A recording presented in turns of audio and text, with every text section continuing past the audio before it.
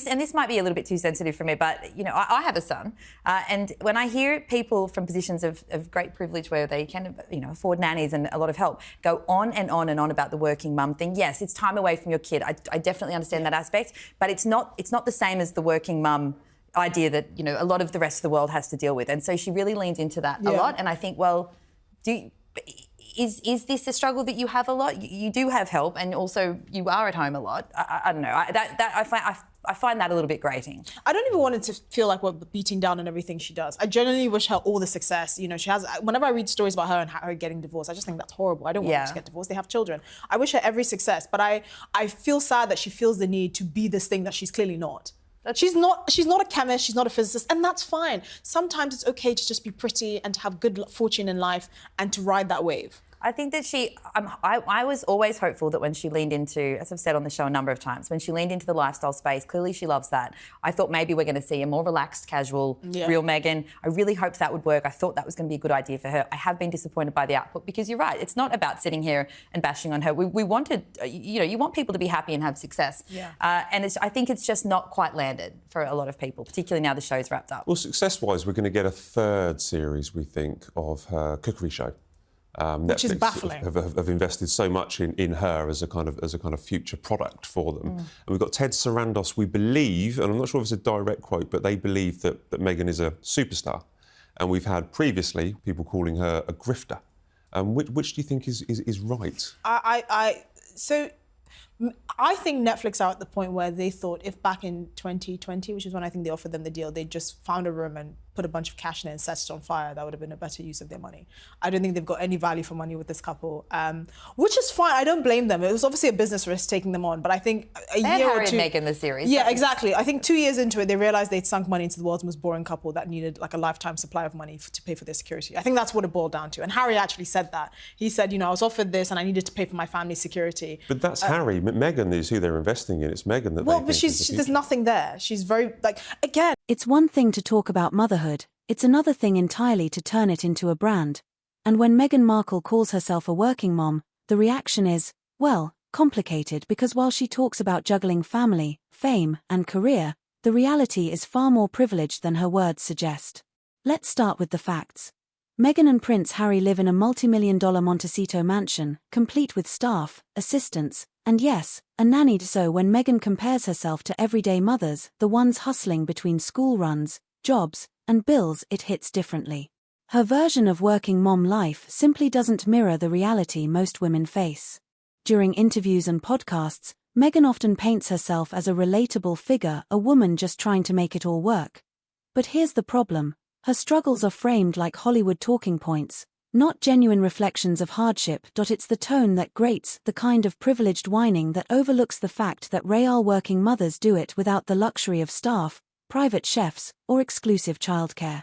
Of course, being a mother in the public eye isn't easy. Meghan faces immense scrutiny and a relentless press, no one denies that.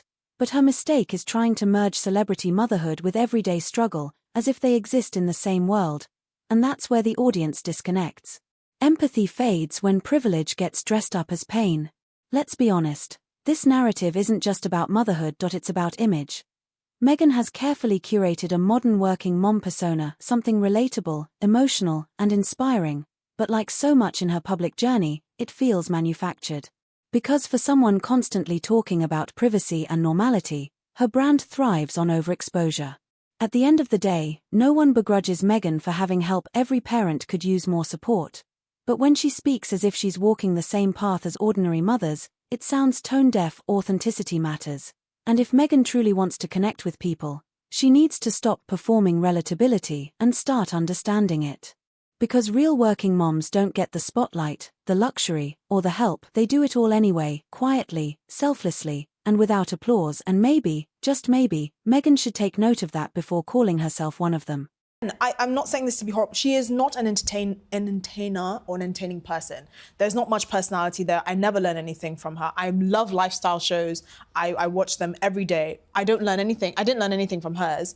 And she's just not entertaining. She's not a fun person to be around. You don't think this is the person I want to go to the pub with to have a pint with, because it's just like, it's going to be vocal fry and like, oh my God, the newspaper.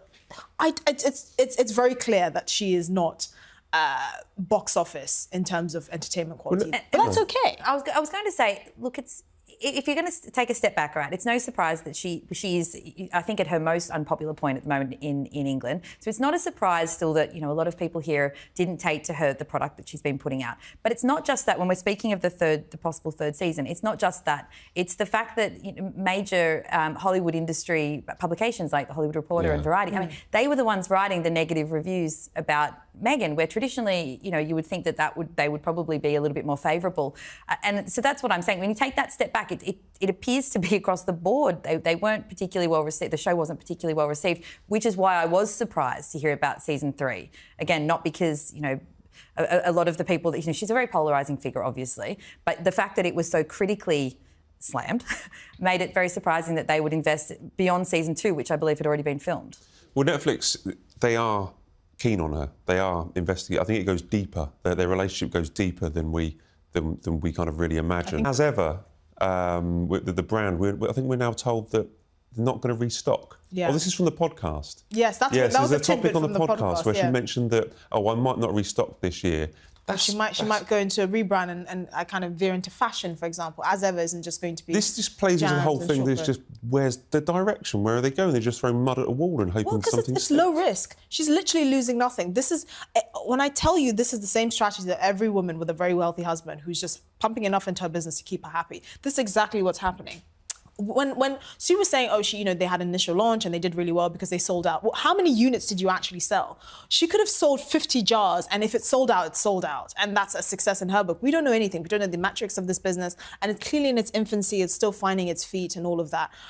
She doesn't really know what she's doing. Again, which is fine because you can hire people that do. But to go from selling jam and shortbread and all of that, which is reportedly sold out, to not restocking and then kind of having this haphazard view of what you're going to do next and potentially go into fashion, she doesn't know what she's doing. It's just a hobby. But that's fine because she's rich and hot. Right, we've just got time for our quick-fire questions. OK, so take a deep breath. Following Meghan's second stab at a podcast venture, but a successful sold-out merch line, what do you think Meghan should do next as part of her lifestyle brand as ever? I was going to say fashion, but you actually said something before that's made me think this would be a better idea. I think she should do children's clothing as part of... It would make more sense for her rolling the kids out more on Instagram. But also, I can see that's, you know, if you go walk down Kings Road and whatever and you see those beautiful little boutiques, I can see there being quite a high-end children's clothing line for her Montecito set with kids. I think that would be possibly an area that fits with what she's doing. And I think she should kind of lean into... If she's not going to give us a tea and be salacious and spicy like I want her to be, lean into kind of the children's clothes, something to do with theatre, so like leaning into her own professional background, so as ever, like sort of theatre or acting books or classes or retreats or whatever. She can actually do things that doesn't involve her having this really curated view. She can just be the face of a brand and then have really community, child-friendly things like clothes and acting and all of that. I think she can lean into that. That'd be. You want a podcast that is basically confessions of a... Oh, I want the real tea. I want all the juicy stuff. To find out her waxer. I want to know your waxing lady. I want to know what perfume you wore, what was the lingerie on the first date. I want to know all of it. Maybe in a book, if she writes a book one day. I don't want to read a book. I want to hear them because I want to dig more. OK. Off the back of Trudeau's gazelles, what has been your favourite instance of off-duty or laid-back fashion from a royal? Oh, I know exactly what it was. It immediately came to my head. Princess Diana with the bike shorts and the Northwestern jumper, the sweater and the runners. That is, I think it was 1996 as a photo of her. I think she's leaving the gym. Absolutely iconic, to the point where I think Hailey Bieber recreated it for Vogue a few years ago, which was kind of weird. But the point is that it became this iconic moment. And she did that. She'd have the college sweatshirts and the bike shorts, and she looked so cool. I've got a story about that, by the way. Were you there? No. I was about to say. And she's carrying a Gucci bag. That's part of it. The photographers, because they used to make a lot of money selling pictures of Princess Diana, every time she turned up to Chelsea Harbour Gym, she started wearing the same clothes every day so that the pictures wouldn't look new, so they wouldn't make money off it. That's quite clever. That's really interesting. Quite clever, yeah. Well, I think I'm going to go Princess Diana as well, but that little black dress. I think the revenge dress. The revenge dress. That is spectacular. Because I just think, like, I tell the boy, I'm like, if you mess up, I'm wearing that. Shorter. 2 inches shorter. That was a stunning dress. Yeah. Yeah. And finally, what names would you give to the Wales' 4 new puppies? 1, 2, 3 and 4.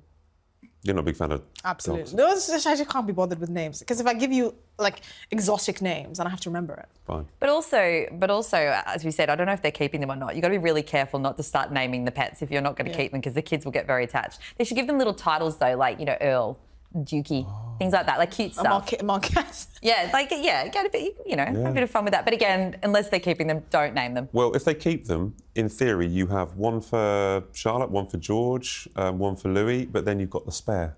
We know what happens to Just spares. have to call it Harry. Oh my gosh, absolutely amazing. Right, thanks so much, guys. That was awesome. That's all we have time for on this week's Royal Exclusive. Thanks so much for watching.